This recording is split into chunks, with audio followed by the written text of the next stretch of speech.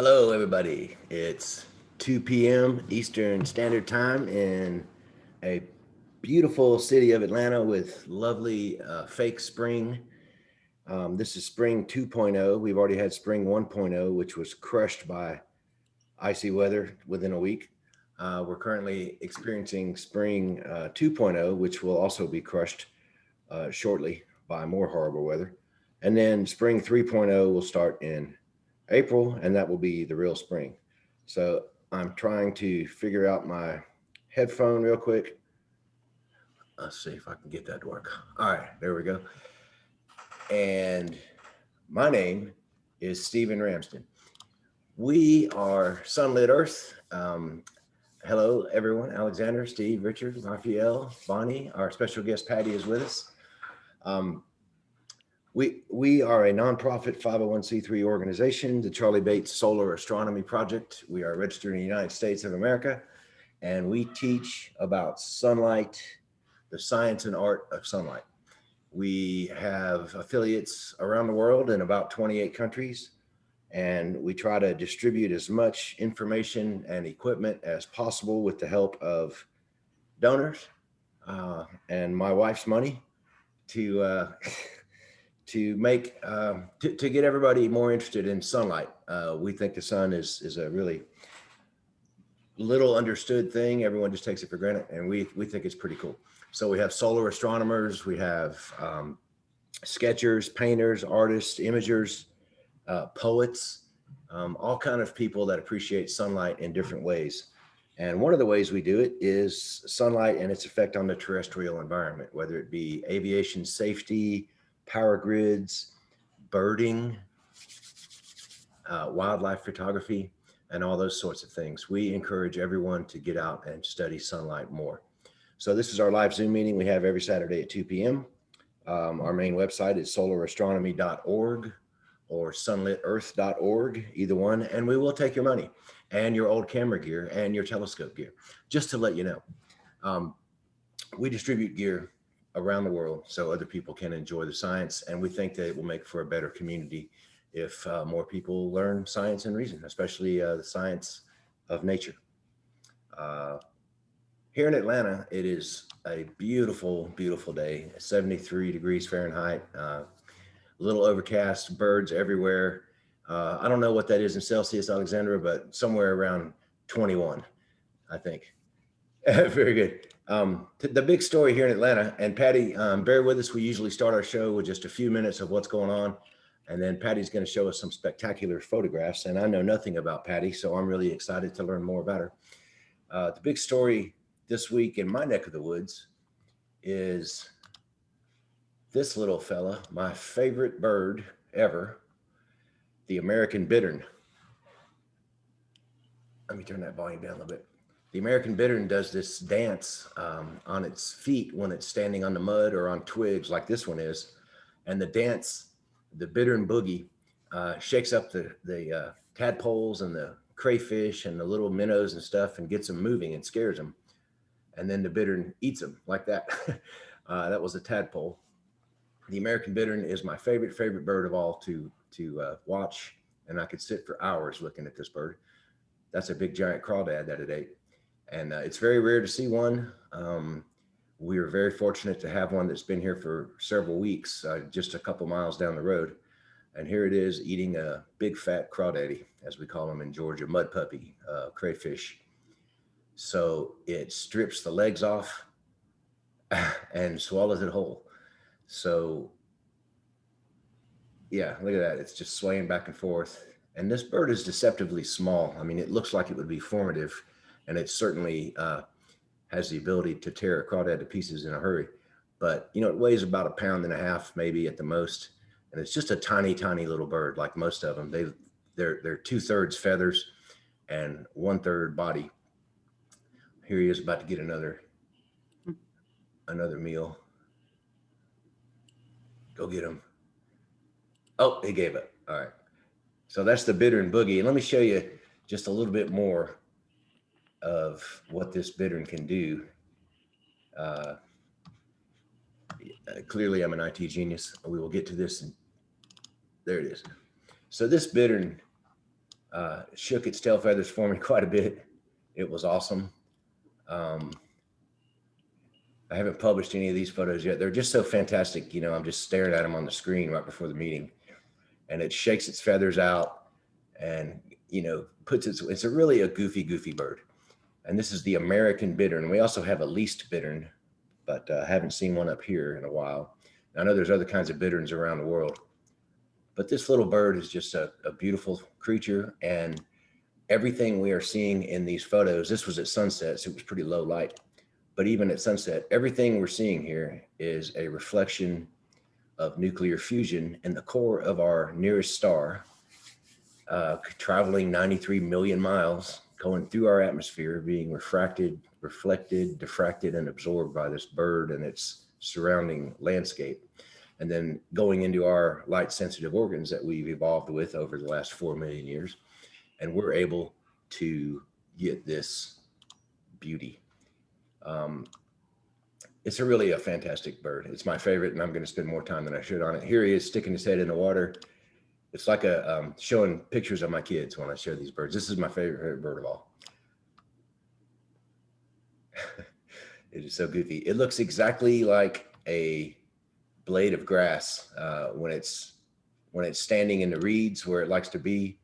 That chest, let's see if I can get a good photo of the chest. Yeah, it's the same color as grass sticking up. So this bird, hang on. This bird was actually sitting about 30 feet in front of me for the first hour and a half that I was there. And I was cussing and complaining because of what, the bittern's not here again. Man, I missed it again. Dang it. And then about an hour and a half in, after everyone else had already left and given up, it just popped its head up, looked at me, and started walking towards me. And it's been sitting in front of me the whole time, because you cannot tell this bird from the sticks around it unless it is moving. And even when I was taking photographs through my big 600 millimeter, I would come over to the side of the camera and I could not see the bird. It was within 20 feet of me, but I could see it in the camera. But if I did this, it was invisible again. Are you going to share the exact location with your close friends? Absolutely. I share every location. I don't care if there's 50 people trying to take pictures. In fact, I stopped everybody that was walking by and brought them over to my camera and showed them the bird. This bird is at South Peachtree Creek Trail. If you enter at North Druid Hills, it is the only and first dock that protrudes off to the left of the trail. And it was there from 2 p.m. until I left at 6:30 p.m. And that's where it's been sighted every time so far. And it is very simple. And I would love to take you and anybody else who wants to go look at it over there to look at it. I'm trying to place that off of North Druid Hills. Yeah, you go out past Clyde Shepherd, you turn left on North Druid Hills, and you go down about 1.5 miles. There's a subdivision called Creekmore, and there's a bridge that goes over the South Peachtree Creek, and the entrance to the trail is right next to that bridge. Is there parking? Is that private parking? Or? Well, you turn right, and there's a street there with ample parking, and there'll be other people parked there who use the preserve. So I'll be glad to meet you over there anytime you want, Stevie. But the thing is, everybody that was there with me yesterday sat there for about 45 minutes, and then they all left. And this bird, you got to wait, man. You got to be patient. Sometimes it'll be right in front of you. Sometimes it won't. In fact, this is the 4th time I've been over there to see it, and this is the only time I've seen it.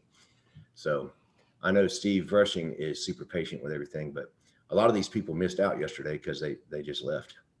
But we, as always, I showed everybody who was walking by, you know, the bird, and brought the kids over and picked them up. And even with the masks on and all the pandemic stuff, it was a great deal of fun.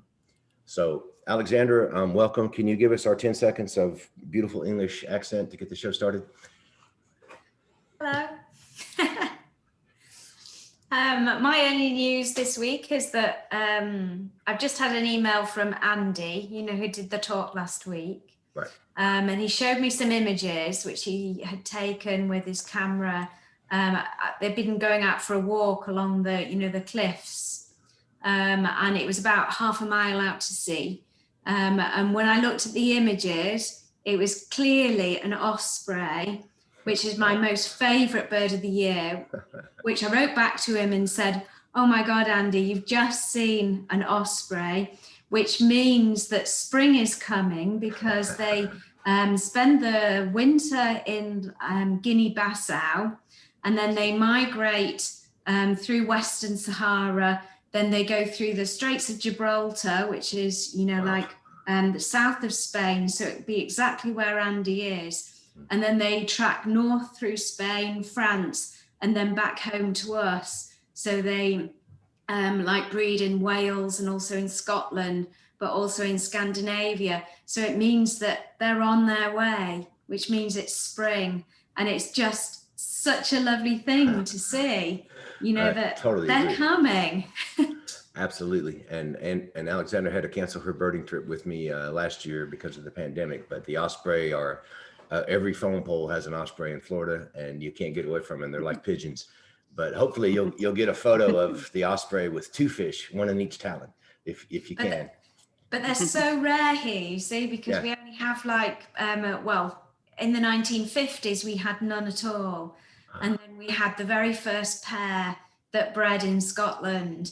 And since then, we now sort of like managed to get up to about a couple of 100 pairs because the beginning of the 20th century, they were completely shot and crazy. destroyed by human beings, with egg collecting and persecution. So they were just extinct. So, they are, the most wonderful species of birds that got me into birding when I was 10 years old. Yay. When I visited them up in Scotland. Awesome. Raphael, how many hummingbirds do you currently have on your finger down in the Dominican Republic? Hi. Well, I was last weekend, I was in the mountain about 500 meters above sea level. And let me share you, hold on a second. Let me see if I can. And that's pretty high in the Dominican Republic. That's below my current sea level in Atlanta. But can you see this? Oh, yes. Yeah. Okay.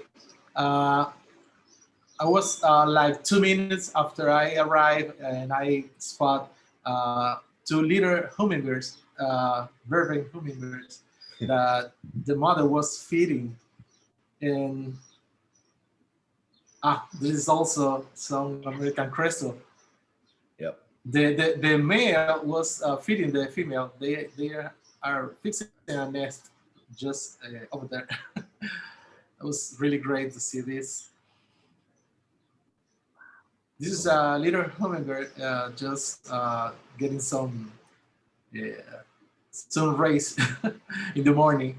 And Raphael, are you still using the camera and lens that we sent you down to use, or you have upgraded? Of course. This is my stuff. This is my year. This is the best I can do. For real. Pretty good. It's a great equipment.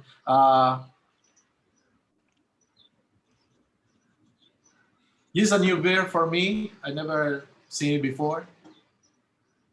They call it the pájaro vaquero. Oh, okay.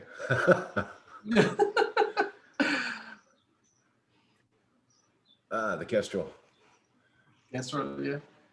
And we saw the kestrel together last time I was visiting you. This is an Anole porcatus. This is from Cuba. Mm. Yeah. Is he carrying that rock around? I guess this is a pine warbler or maybe I don't know. A Kappmeyer warbler or something like this. Mockingbird. Mockingbird. Just fixing his nest. Cool. And I know that bird, but I can't remember. Yellow-throated. Yeah, yellow-throated warbler. Yeah. Patty, you're muted right now, I think, or we can't. Oh, I'm unmuted. Sorry. Okay. All right. And there's the hummingbirds feeding each other. These are vervain hummingbirds. Yeah. Awesome. Cool, man.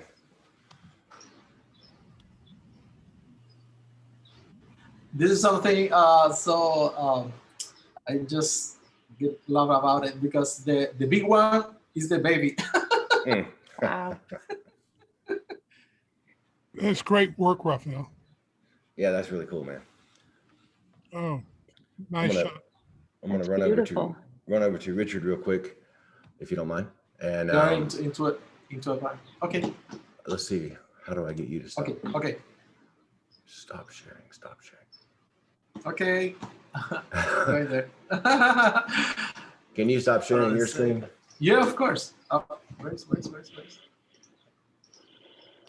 I can see the control right now.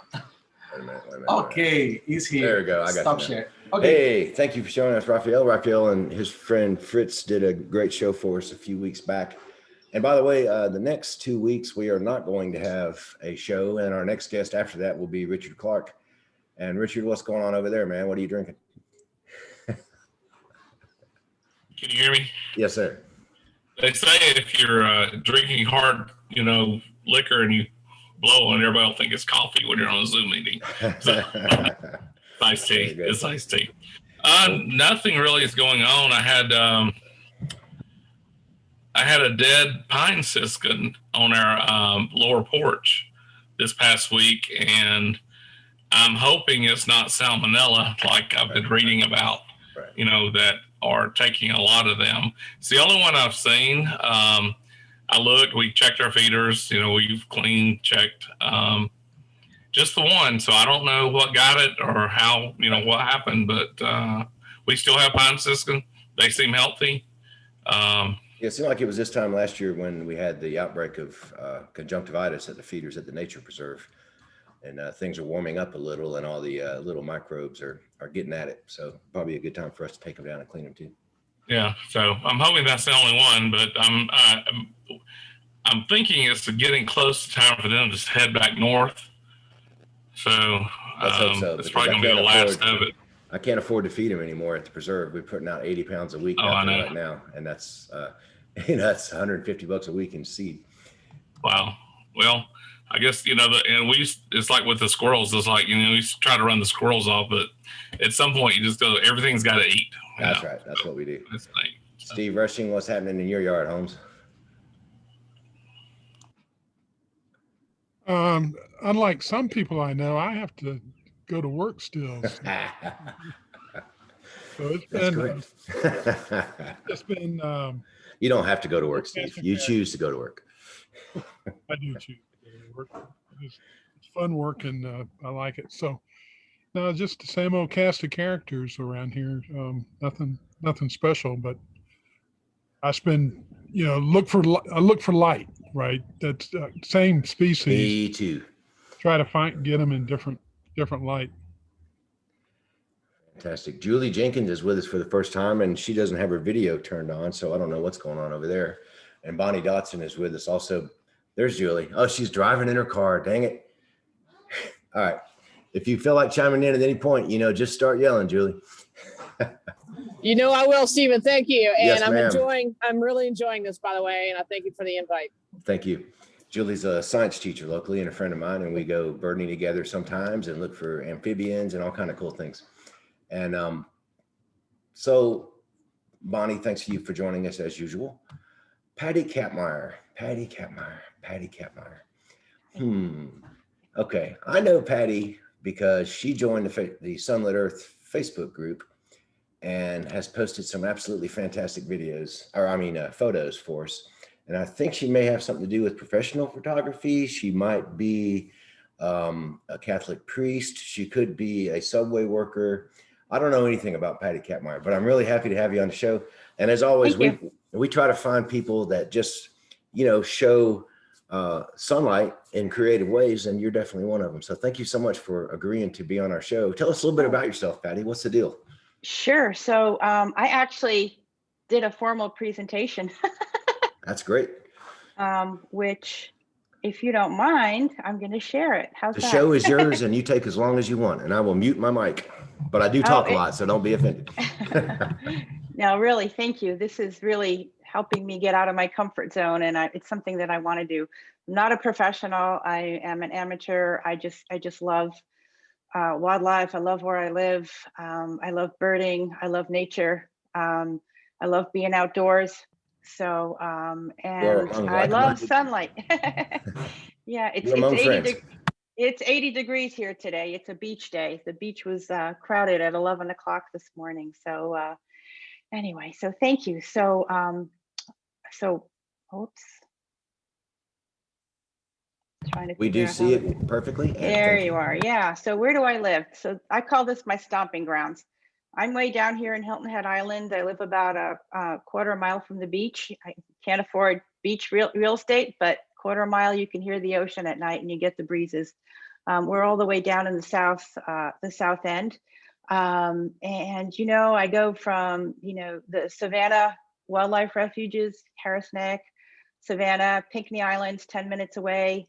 You know, Ace Basin, St. Helena, Edisto, all the way up to Lake Bowles Island. Just love it around here.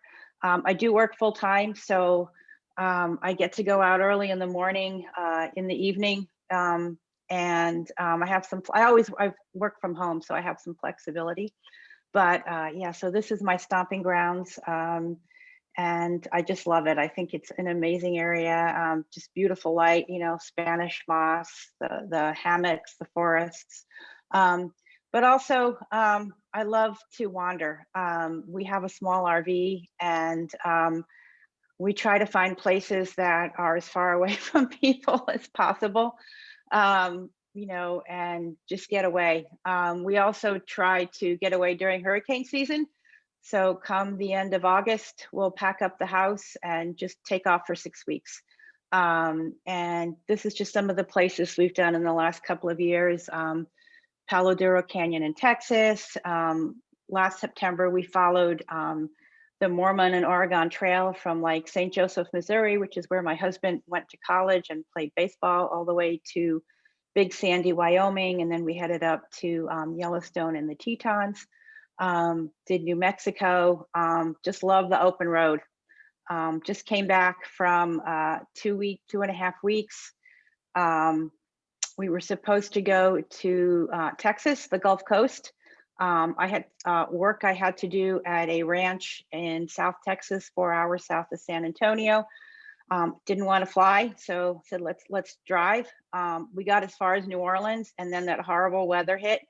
And we turned around and ended up in Southwest Florida, which was amazing. So that's just a little bit about me. What kind of work do you do, Patty? So you'll see it's coming. I Okay, work whatever. for, no. It's I'll tell you in a second, Okay. because there's a story behind it.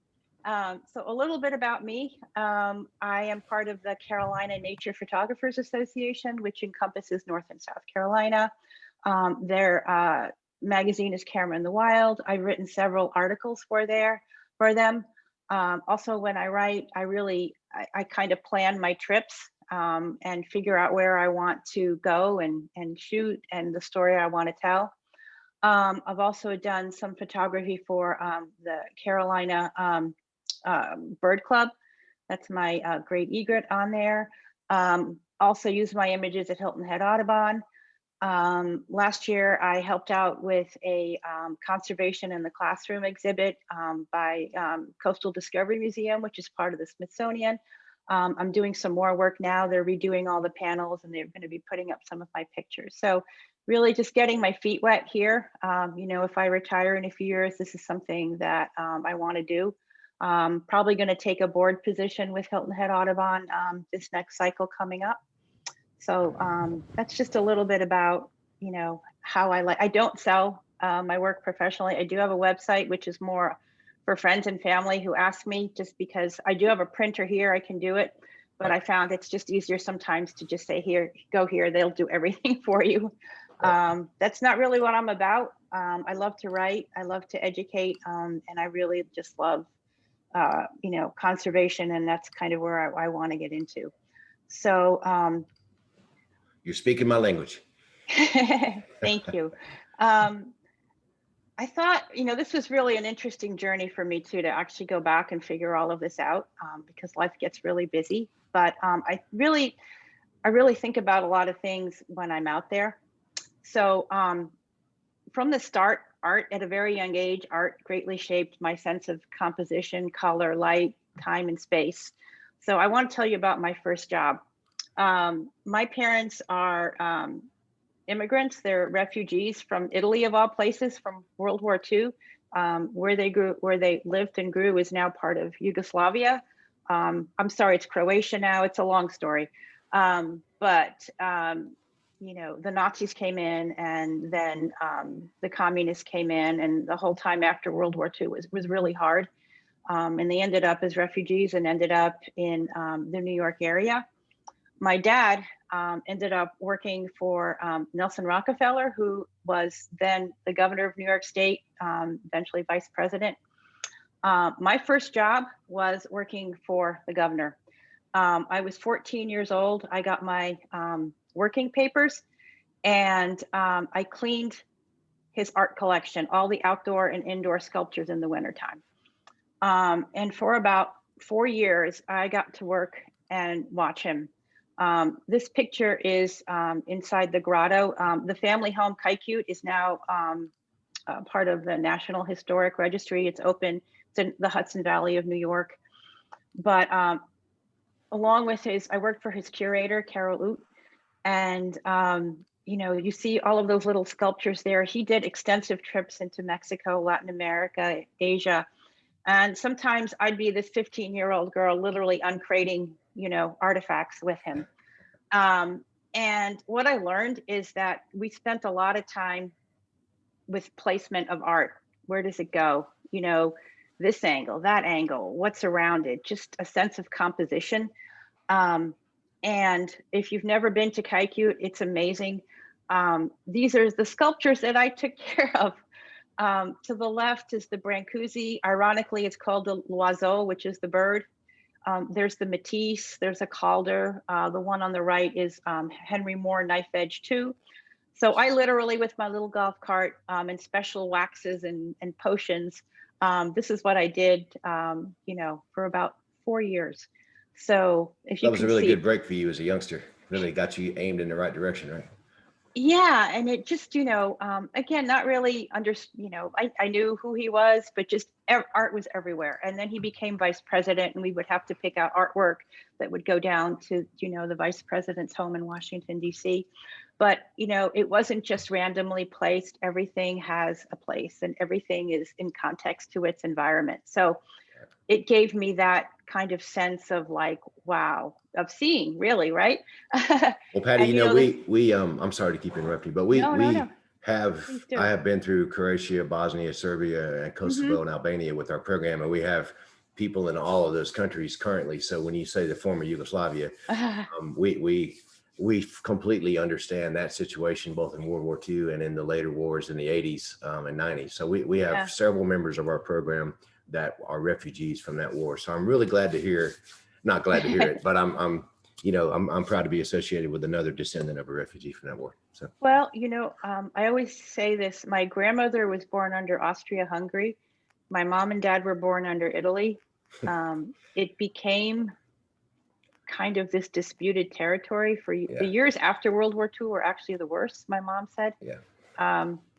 My dad was taken prisoner by the Nazis, put in front of a firing squad because they thought he was a communist sympathizer, which he wasn't. He was probably a smart ass, but and an old German army general came by, and he said that they were like young Nazis, like the juvenile, the youth corps. And he told my father and his friends, run, you have an hour. And they ran, took his stuff. They were knocking on his door, jumped out, and, you know, never looked back. You know, then it became Yugoslavia. And I visited with we did go back in the 60s and 70s, and it was weird. And now it's Croatia, and it's tourism, and it's, you know, I have a lot of stories, but there's somebody that I met last year in Wyoming, and she's a historian of POWs and World War II. And she said, you know, World War II really didn't end until the breakup of Yugoslavia. And when you really think about it, it makes sense, right?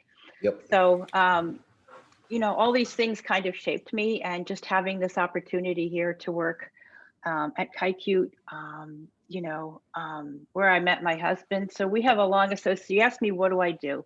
So I spent most of my career in consumer packaged goods, database marketing, brand marketing.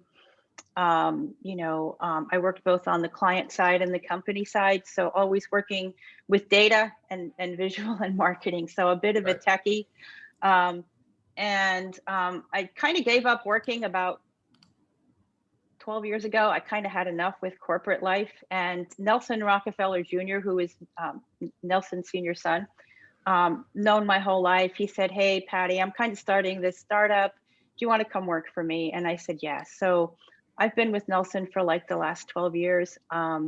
I work on a lot of family projects. He has a lot of legacy land, and we're working on some of those projects. You know, his great grandfather, just, all the national parks, everything. There's just a great history there in the archives, and he lives and breathes it. So I'm really proud to be a part of that. And, land use and conservation are really, really important. So, Cool. at the age of 60, I feel like some of these things in my life have finally come together. So that's my background. I live on Hilton Head. My family moved here 85. I raised my daughter. We lived in New York, but we always had a home here. So this is home. Moved here permanently, probably about 5 years ago. So, but so that's it. Any questions? Sorry. So aside from that, you'll see, I collect books, and there are just some photographers that just grab me emotionally. And one of these is Doris Allman. You probably never heard of her. She photographed in the 1910, 1920, 1930s.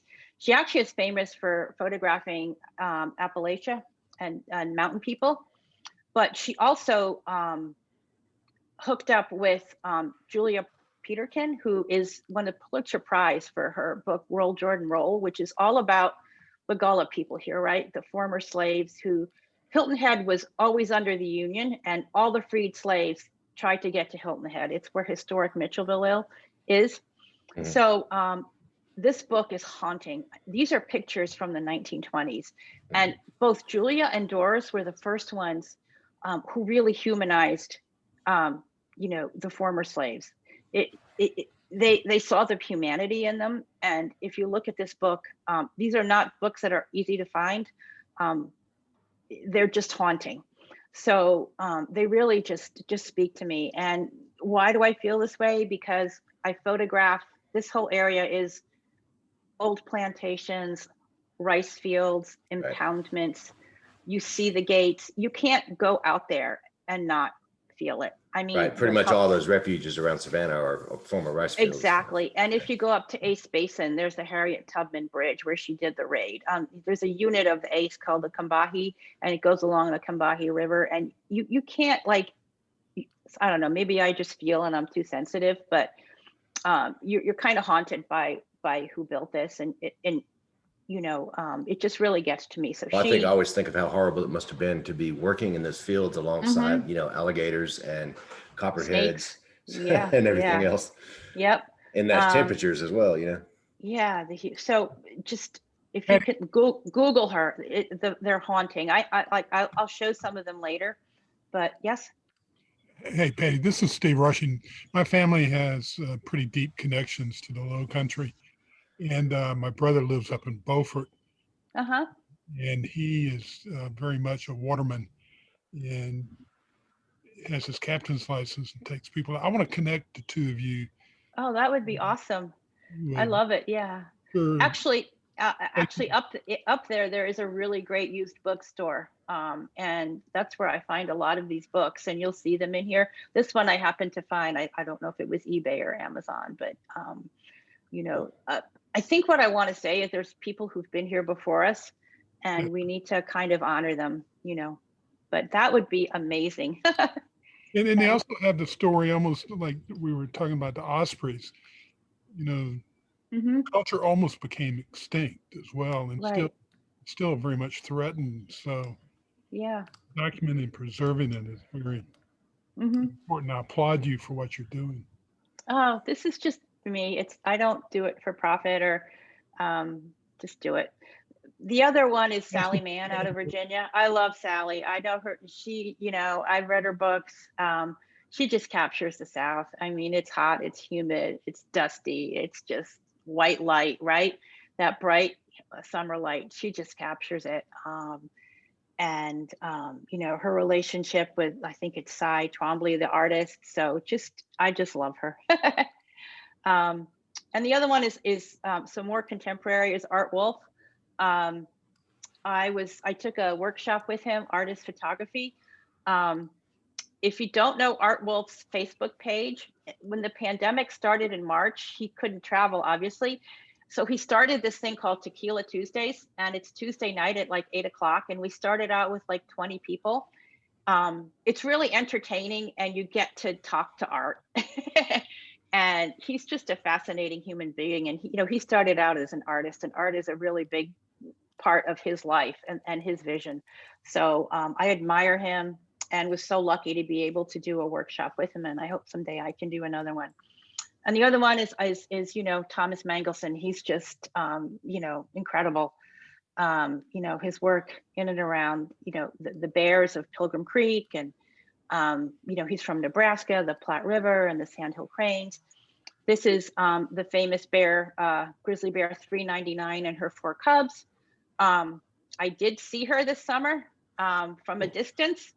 But as you'll see later, I had a run-in with another grizzly mama, which was pretty amazing. So, he's just a modest man, and just admire him. He's just soft-spoken and just talented, and just, again, cares really deeply.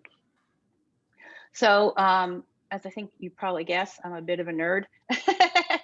I collect books on photography, nature, birds, artists, and local history. I'm always looking for stuff, and running out of bookshelves. Right.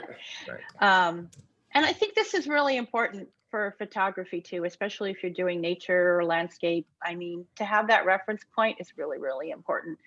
And this is what I really love to do. I love collecting old birding and nature guides, and I use them. You read about, birds that are extinct, or what they were called before. And, it's kind of sad, like the bird guide there, Land Birds East of the Rockies, the first, from 1925, the first bird in there is the Carolina parakeet, which is, extinct. And this book to the left, Flight into Sunshine, you'll see some images in here that are just amazing. This was commissioned by the National Audubon Society in New York in, I think, the 1940s. And a writer and a photographer took off in a car down to Florida.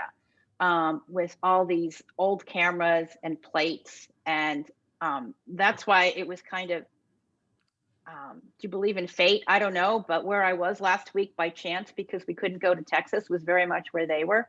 So really interesting. And then, also like Florence Merriam Bailey, like the women birders that came before out west, that wrote about it in the 1890s. Just, I'm not doing this for the first time. There are people here who've done this before, which I think is really cool. So here's just some of my photographs. And I thought it was really cool to add some historical context, just to pay tribute to some of these photographers and naturalists that came before. Thank you. So I started out with Doris Allman.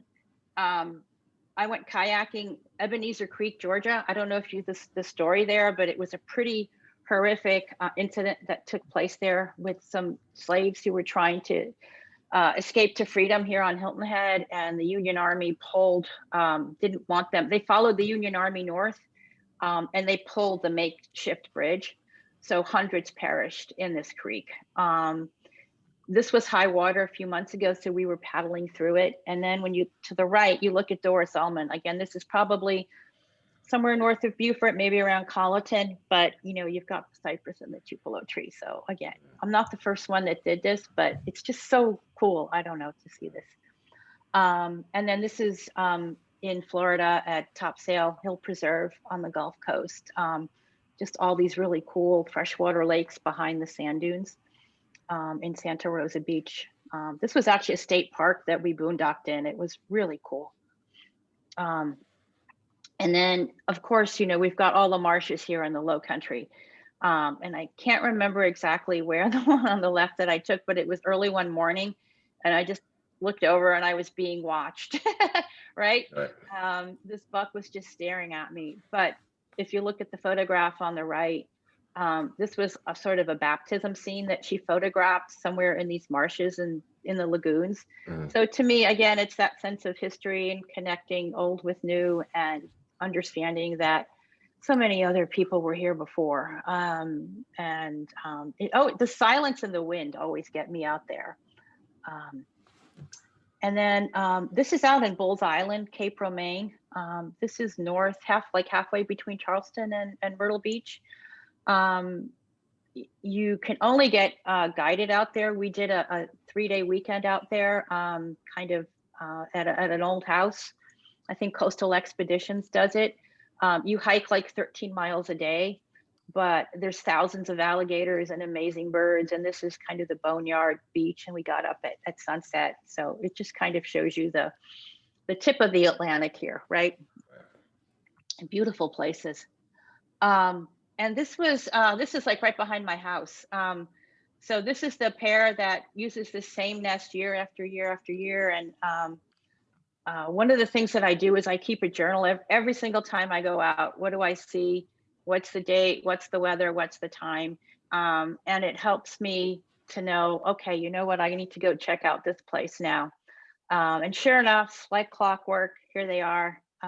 This was fading sunlight, probably 5, 6 o'clock, taken from across the lagoon. And I ride my bike everywhere. So I use my bike as a tripod because I don't want to lug everything around. But that's the male on the left and the female on the right. And they're just kind of gazing out at the setting sun. There was just something. Yeah, I think you've shared some of these photos with us on our page. Yeah. And we thank you. And this is actually the same lagoon. This is after a rainstorm. It had been raining, and I call it the Blue Lagoon because there's just a lot of great blue herons there. And again, I just went and I sat on the edge and just captured this one guy as he was just, putting his wing up to kind of shade him to better see the fish. But I just like the way these came out. You can see the reflection in the water, which is light, right? And then here's, again, the other side of my house, I have another lagoon.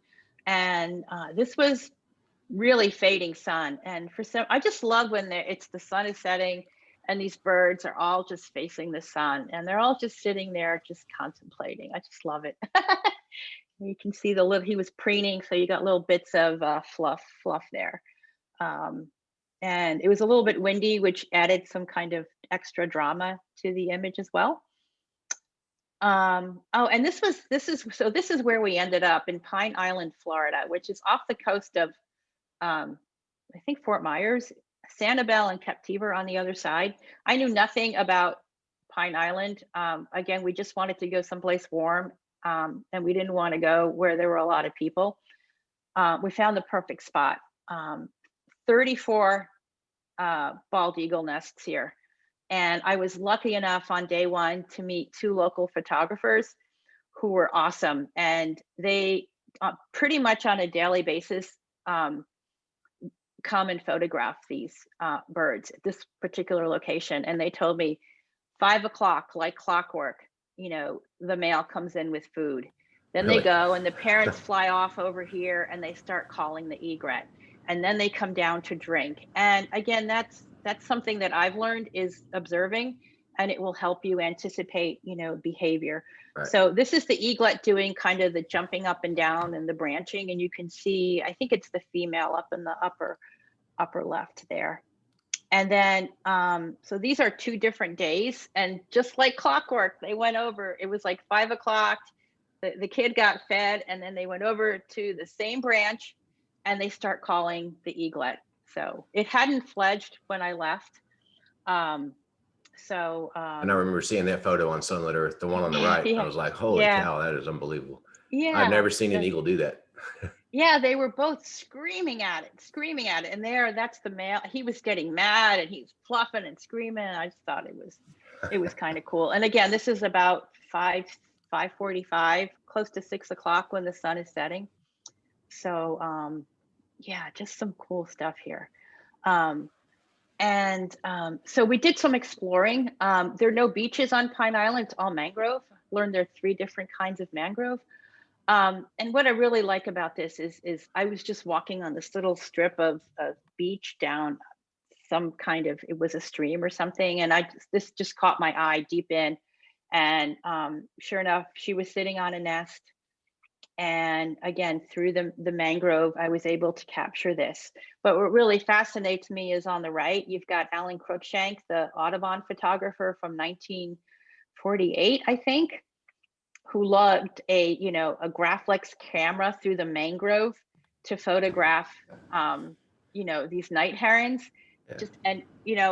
He did it, and then I'm doing it. Just look at the difference here. It's kind of amazing. The birds are facing the same way. They're kind of in the same spot, right? Right. I love back button focus. That's how I, can get this through the mangrove. But again, don't want to disturb her. I was happy I stayed there I just wait. I'll stay there for 2 hours, and she eventually just fell asleep. So that's kind of what. So didn't get to go to Texas, but hey, I got to go here. So this is awesome. And again, here's another one for a comparison. So Pine Island is known for a different kind of pine tree, not this one. These were all over the place, and I looked it up. They're actually called Norfolk Island pine trees, and they're native to Norfolk Island in Australia. And they can't tolerate cold. So the only place they're found in the US is in South Florida. And there was one lone snowy egret up there, and then the flock of ibis came and just, chased it away. And then on the right, you can see where, these guys in 1948 went to, photograph ibis. And I love his quote, "The white ibis in flight." I can't see because I've got you guys there. But anyway, I just love that historical comparison here of, what you're doing and what people did beforehand. And Yeah, it's no easy task getting an in-flight photograph with a Graphics or an old style camera. I mean, that's pretty remarkable. Isn't it? And look what they did, and just the technology, right? So, but you know what? People were here. They were walking these same trails before. So I just love that. And so so my favorite season is coming up. It's nesting season, and we have quite a few really good rookeries here. This was last year. The white ibis are the last to nest. They go in June. It's great egrets, little blue herons, tricolors, snowies, cattle egrets are coming up. Right. And the boat-tailed grackle, and then the ibis come in and kind of take over the nest. And this was just early one morning at Pinckney Island at Ibis Pond. There's kind of an island there, and that's where the rookery is. And you kind of have to know the sun, the way it rises, but half of the pond is illuminated right away and the other half isn't. So I always try to work the one half first and then go back here. Right. We know the sun, Patty. If there's one thing we know, it's the sun. So the sun was just it's not a great technically picture. I just like the way he was looking at me, and the sun was just kind of in there. It's kind of pretty. And this was at Topsail Beach a couple of weeks ago. Again, it was a foggy, cold, rainy day. And I was just riding my bike through the woods, because they have all these trails that you can actually ride your bike. And this was the only thing out there, and it was just beautiful. Just the perfect amount of diffused light. Right. And he just stood there and he took off, and I don't know, I just liked it. And then so getting back to Ibis Pond Rookery, these are some photos from last March through May, June. I usually get there right at sunrise. The gates open at 6, and then you've got a mile. There's no cars, so you have to hike in at least a mile to get here. I've been there a bunch of times. Yeah. So I actually found a secret spot where I won't tell people, where I can get a really great view, but you have to be careful of alligators. So, and I'm careful. I'm not stupid. But just the light there was just amazing. That's a tricolor on the right, and a night heron there. Here's a tricolor heron. Again, it was just probably a gray morning, but that breeding plumage is just incredible. That's really what you go to capture. Here's a little blue heron. I think some of the purple in the background is actually more blue heron. They're just, the colors are fantastic. Agreed. We get cattle egrets too. There's one on the left, and there's another tricolor on the right. So, Wonderful. and then there's a juvenile little blue heron. They're white, you know, and then they turn blue. And then there's another tricolor. And again, this is deep in the hammock. And I'm just really still, and I just sit and wait. That's the And way to do it. eventually they come to me. I love this one. This is one of the great egrets, just preening.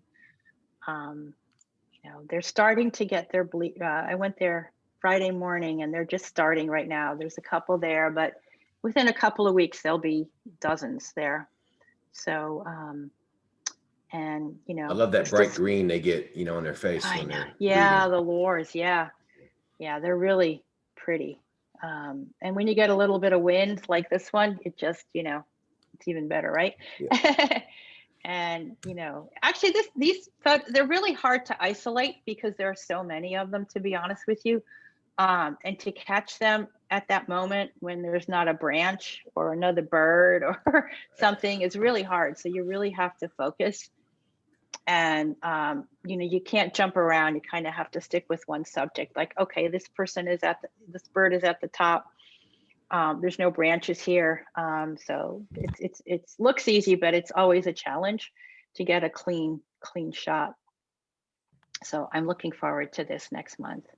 And these are like, I love boat-tailed grackles. They actually nest there with the egrets and the herons, and I just love them. They're beautiful birds. The females scurry around the edges of the pond and get nesting material, and you know, they're just everywhere, and so it makes them easy to photograph. And this is just one up in the pines one day. It's just really pretty. And then we get an occasional spoonbill as well. They don't nest there, but they do show up every now and then. Haven't seen one this winter, but I do know a place, an old plantation about an hour from here, where I think they're nesting. So it's always cool to see one. Yep. And here's another just kind of reference photograph. It's the, you know, the Anhinga. You know, Alan Crookshank did it, you know, 1948, and you know, they're still doing the same thing, and you still want to get that one shot where they're, you know, drying their wings. Right. So again, so grateful to find these books and be able to know that others, you know, did this before me. So this is on kind of the bay side where where it meets the ocean. There's a lot of intertidal mud flats and marshes. This is one of my favorite places to wade out to. You know, and I get out there when I can. I can't always get out there in the best light in the morning or the night. Sometimes it's the middle of the day, and I just go and I sit. And on this day, I just went and I sat, and it was a sunny day, probably around 3 o'clock. And there was a great blue heron and a sharp-shinned hawk that I was focused in on. And all of a sudden, I literally felt heard the wings and felt the breeze. And this bird, like literally a foot away from me, like I could touch it. And we sat there for about an hour together. Wow. Again, and I said, okay, so I got on my belly and I said, gonna make it work, right? One of the things I learned from Art Wolf is like, you make it work. You make it work. You may not have the best light. You may not have the best, you know, location. Just you make it work. And I did. And I just love this one because it just sat there with me for an hour. And, you know, Did you have a got the pocket nice full of lizards by any chance? Did you have a pocket full of frogs? Nothing. No, I don't. I never ever bait. Don't do that. No, it was just the weirdest thing. It was just, I think. Were you wearing a fuzzy hat by any chance? No, probably black. Yeah, I was low though. I was probably on my knees. I sometimes put my camera on my backpack or something. I do have a like a beanbag thing, and you know, sometimes these things happen. Yeah, that's and, remarkable. You know, But again, I always feel like they love to face the sun. They're always looking towards the sun. Yeah, I've seen that. And I think it was November. I think it was a bit chilly that day. So maybe we were all just out there enjoying the sun. But yeah, so it just, sometimes you can get great photos in the middle of the day, right?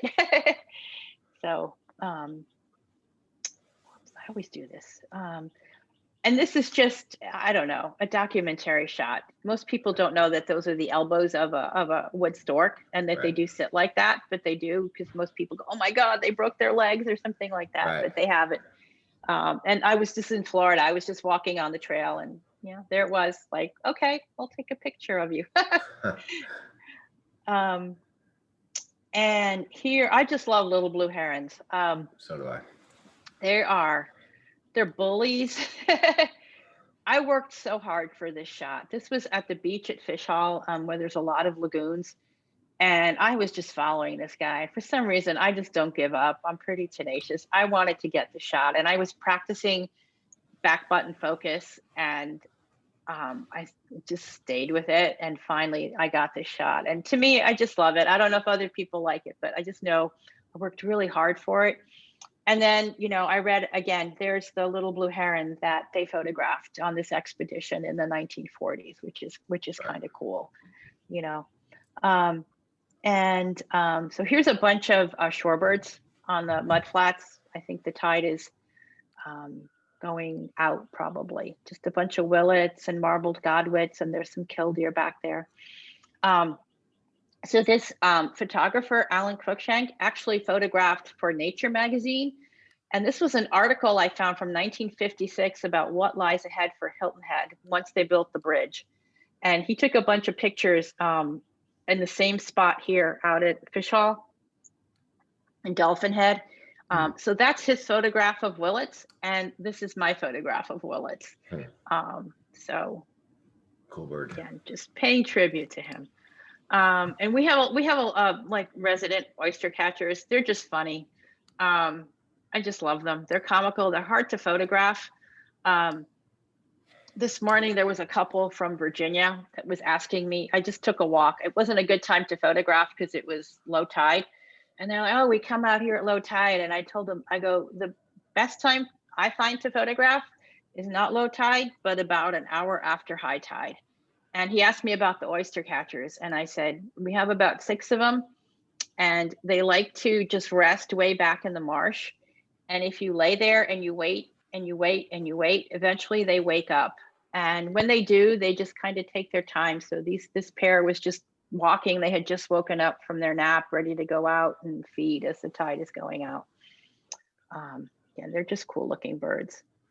And this is, so again, down the path is a place called Oyster Beach. There's just a lot of oyster beds. This is, I think, a short-billed dowitcher. I just like getting behind the oyster beds and having the bird pop up. I do a lot of photographs like that. I just really like it. And then I've got, the other one and kind of obscured in the background. So that's that. And then again, another kind of documentation shot of a great egret. Mine versus the same one. So I just think it's funny that we're all trying to take the same picture, right? We all have that same eye. But I kind of like photographing against the blue sky. I think it looks really pretty. And again, you talk about breeding, Laura, the snowy egrets totally transform. They get kind of that red face, right? And they're just angry. They're just angry all the time. They don't want anybody around. And, he went and photographed a rookery of snowy egrets, and we have them at Ibis Pond as well, too. And like I said, to get that angry shot is, it's always cool. And here's a black crowned night heron, again, Fish Hall Beach. They're typically out in the summertime. And this is just, I had a whole series of this. It's heron versus the blue crab. Actually, the blue crab won. It gave up because it kept pinching it. So it just shows like survival, right? You can be a blue crab and still have that fight for survival. So yeah, they like to to grab them, but these crabs, I never knew that they fight back. And here, remember I said my favorite time to photograph is just after high tide, and Yep. there you can literally see the feeding frenzy. Like, and this photograph is just exemplifies it. You've got sanderlings, and you've got ruddy turnstones, and you've got godwits and willets, and they're all like circling around. And the sanderlings and the turnstones are always trying to steal the worms or whatever marine little animals from the godwit. And I love just the godwit's eye here. He's got it on the turnstone over there. And of course the blue sky and the reflection from, that the sun creates right on kind of like the sand there, that's as the tide is going out. So this is one of my favorite pictures. So Sunlight in action. yeah. So I put this in here because this is in Jackson Hole, Wyoming, and we went out to the Antelope Flats in War Monroe. And we were there in September when all the wildfire smoke from California, Washington, Oregon, Colorado totally obscured the mountains. You couldn't see them. You go there for those views. So what it did, it forced me to focus on like the smaller things. And, there was just this diffuse light because literally all the smoke in the air. And so these are kind of just some soft images of the area around, and those are the Mormon barns there.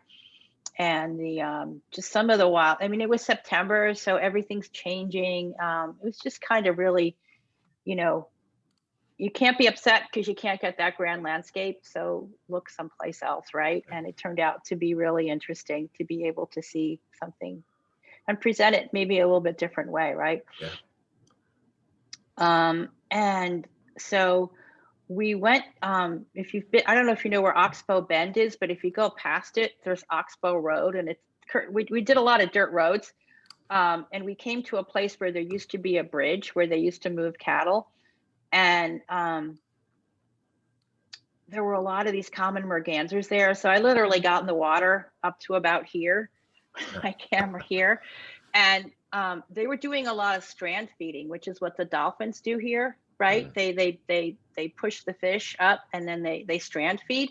And so these ducks were actually doing the same thing. So they didn't care that I was there. They were just circling around, and I actually ran out of lens. I had my 600, they came so close. And this is just me literally up here in water with a camera and capturing this beautiful merganser on the Snake River. And so one of the things that I think I told you we did, we followed the Mormon and Oregon Trail, and there are places that you can still see the ruts and you can walk on the old wagon ruts. And I was complaining to my husband because I wanted to get a picture of the pronghorn. We nearly hit some a few times with our RV. They're so fast. And we had just stopped, and there was just these three right there, and they just looked me in the eye. Again, it wasn't early morning. It was probably the middle of the day. The sun was bright, but I made it work. I got my shot. They're all looking at me. I had my camera up on a fence post.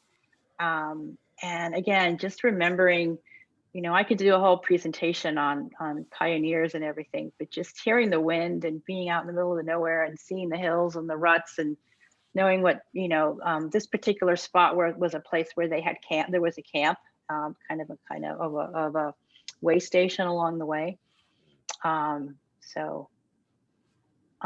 here's my Grizzly Encounter. So we camped at Coulter Bay, right on Jackson Lake, and we had been out all day.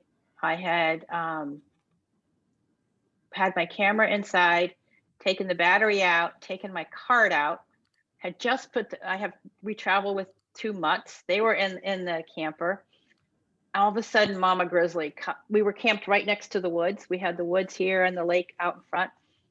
She comes out and she stands up, and we're like, whoa. And I'm like, you're kind of in shock. Yeah. And all of a sudden one cub comes out, and I'm like, I got to get my camera. I run inside, I get, of course, everything is not where I don't have a battery. I don't have a card. dropping run out, I everything. got the dogs, just, and they didn't all come at once. She literally, I mean, I can't describe it, 20 feet away, right in front of us. And she didn't care about us. She was fixated on the woods. The one cub came, the second cub came, and the guy, or the little cub in the upper right, he was kind of the straggler. He just took his time. And when all three cubs were there, she made her way down the lake and they all had a drink. And at that point, the ranger was there. And I mean, this is, again, a very respectable distance with a 600-meter lens. And then they went on their way. But the sun was setting. You can see some of the sun, that golden hour on her fur. Right. I didn't even have a chance to look at my settings. It was just whatever I have in there because it happened so fast. But that was just really cool. Yeah, that's great, man. And then I love Georgia O'Keeffe. She is my absolutely favorite artist. And one of my dreams was to go trace her footsteps. I'm just going to go to the next slide. I did a lot of research and I also wrote about it in the magazine. And I know that she didn't start out in New Mexico. She spent a lot of time out in West Texas, in Canyon, Texas. And when I was reading her letters and her books, she talked about going into Palo Duro Canyon and sitting at the edge at night. And we camped there underneath these cliffs. It's actually part of the, not the Cherokee, the Comanche Trail. It's the old Comanche Trail. And so it was just, for me, really special to trace her steps from Amarillo to Canyon, Texas. We went to Santa Fe, Taos, and then eventually we drove up to Ghost Ranch and we camped at Abiquiu Lake just down the road. And I meant to put it in, but I ran out of time. One of the things that I always said, her photos are so vibrant, it can't, the landscapes can't possibly be that colorful. And you go there and they are. And there's a painting she has of like the blue, just the white with I call them the O'Keeffe clouds. And I was able to take a picture and I was like, oh my God, they're real. They really are O'Keeffe clouds, right? These little puffs. And, Ghost Ranch is just, it's beyond. The colors are incredible. And, I was just happy to be able to witness it. So when I wrote about kind of her early years and, being able to just experience what she did kind of in a way. And, some other things along the way. Like, I don't know if you can see in the article on the left, on the right, my poor husband, I'm like, stop, and, I climbed up a hill and there was this old wooden cross just overlooking kind of, this was south of Abiquiu. So I captured that. And, that's just what I love to do. I've got a couple articles in me that I'm doing. And, some of the things that people ask me is, obviously is in terms of tips and how do you take your pictures. I think just moving around is really, really important.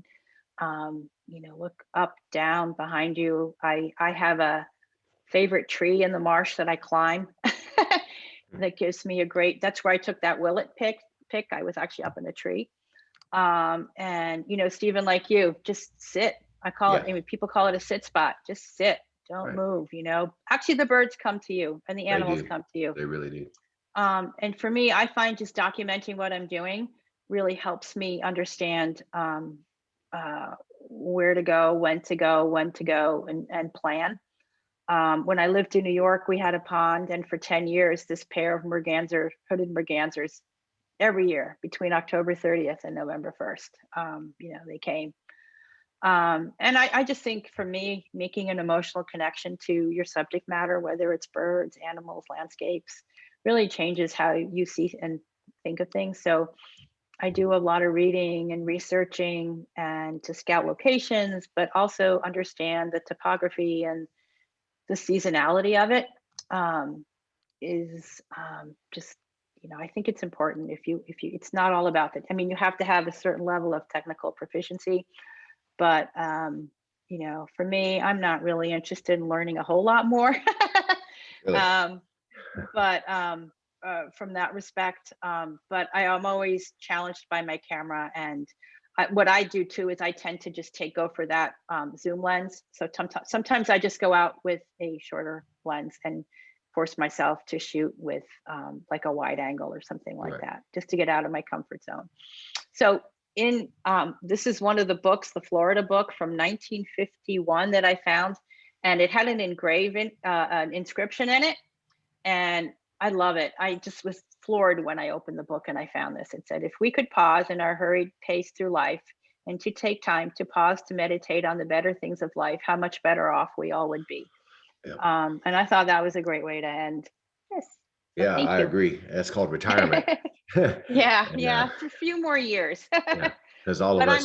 I'm lucky. I live here, and I can work remotely, and I have some flexibility, but not 100%. But it makes the best of it. Let's put it that way. And I've met some of the best people in this hobby, like the ones on this program with us.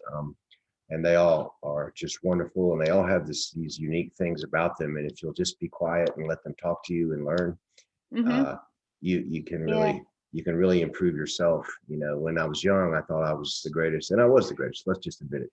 But I thought I knew everything, and nobody could tell me anything. But really, the older I got, the more I realized if I would just shut up and listen to people and watch what they do, then I would really better myself, and I could share that with others. And that's pretty much what this program is about.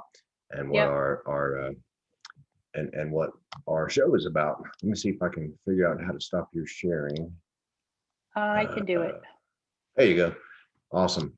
So would anybody like to ask Patty anything about her presentation? I was really impressed with some of those photos and the stories, especially. I like it when people are not one-dimensional about this. I have some friends that will go, they're just competitive birders. And the most important thing in the world is for them to be the first person to see that bird in that county. And that's cool if they want to do that. That's great. That's not what I'm into, but I do appreciate somebody who goes to great lengths to do something, as long as they don't step on someone else's rights. But yeah. So Alexandra, anyone? I'm sorry I didn't put an osprey pic. I have hundreds. I will send them to you. We have they fish like crazy back here, and there's a nest I can see it behind my house. So yeah, Raphael and I and all of us here in the States have plenty of osprey for you to choose from.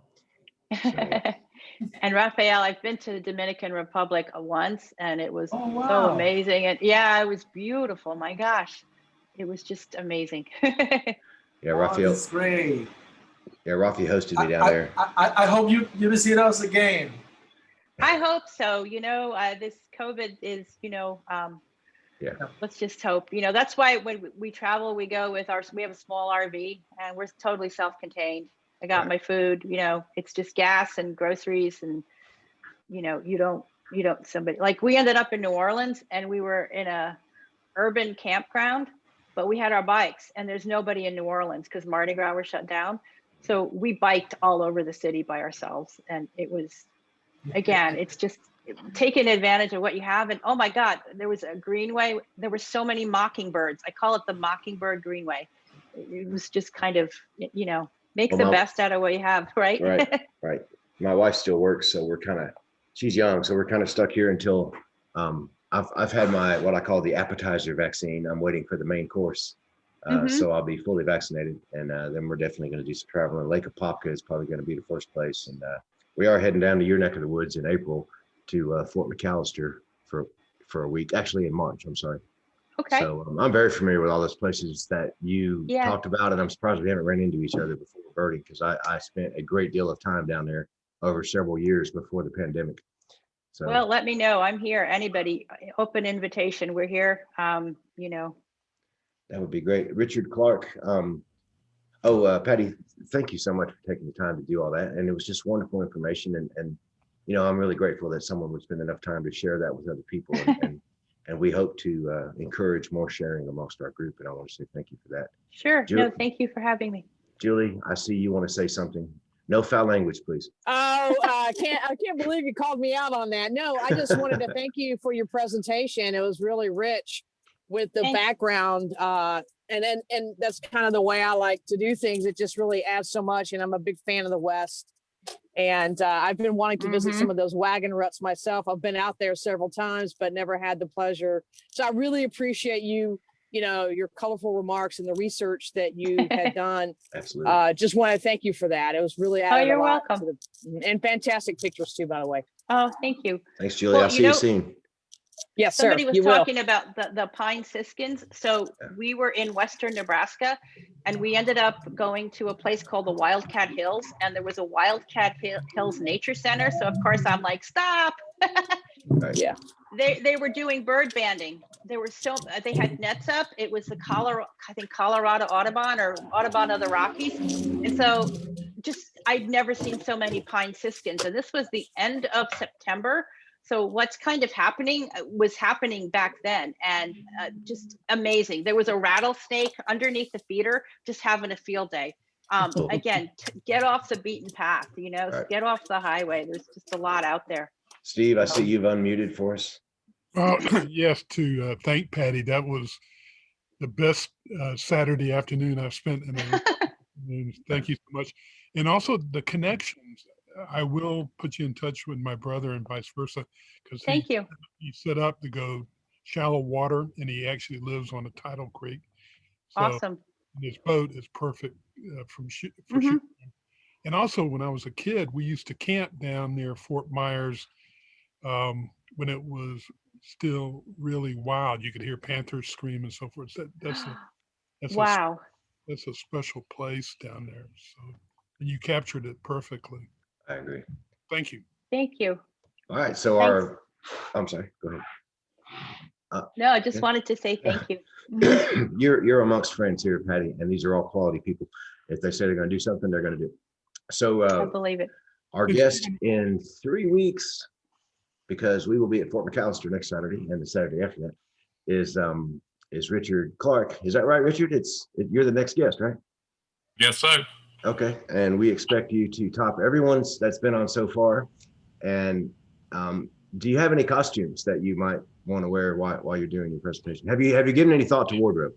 Be careful what you ask for. Patty, that was an excellent. Can you hear me? That was Yes. very good. Excellent. Thank you. I have a question for you though. I've been to Hilton Head many times, usually in the heat of July, in the middle of July when it's very hot. Mhm. I've been out on Picnic Island, but the heat won several times because it's so hot in the middle of the day. Drop the wife off at the outlet malls and come back and Mhm. try to do a little photography. What area besides Picnic Island would you say is a good place to start doing some birding? Definitely Fish Hall Beach and Mitchellville. They are on kind of as you're coming onto the island.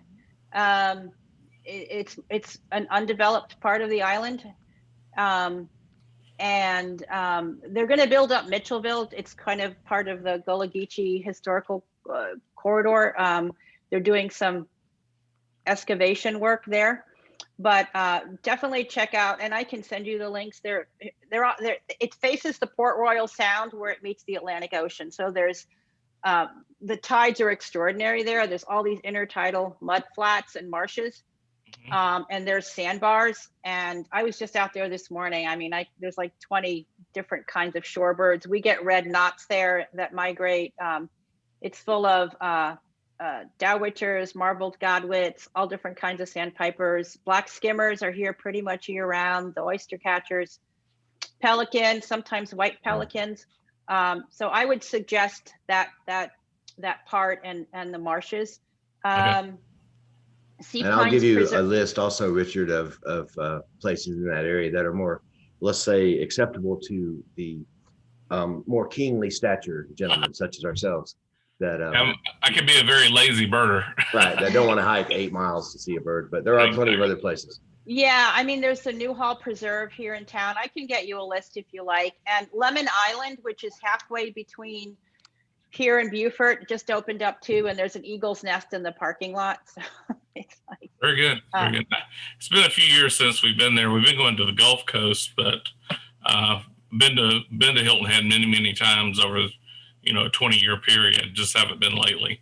I think our last place we stayed was in Shelter Cove and the condos that overlook the docks Broad there. Creek. Yeah. Yeah, we kayak. We have a kayak in there too, so you can get. That's where the spoonbills are, actually. Oh, okay, cool. Yeah. And Alexandra, thank you for tuning in again, as always. I know it's late for you in the UK, and I always know when I have to wrap up because my wife starts fidgeting a little bit upstairs because she's being precluded from the living room. And Alexandra and Rafi and Stevie and Richard, Julie, Patty, thank you so much for being a part of Sunlit Earth, and help us spread the word and share our Sunlit Earth Facebook group. And Patty, we welcome you to the family and hope you'll return for many, many more times. I will. So this is every Saturday, 2 to 3. Perfect. I'll come and back. the Sunlit Earth Facebook group is open 24 hours a day on Facebook. Okay. So feel free to post there if you want to, and at least, just like a few things, make a few comments, share your talent as much as you can with others so they can shine like you do. Yeah, that's sounds good. That's my phrase. Thank you. Adios, Bye-bye. everybody. Right. Thank you. Thank y'all. Thank you.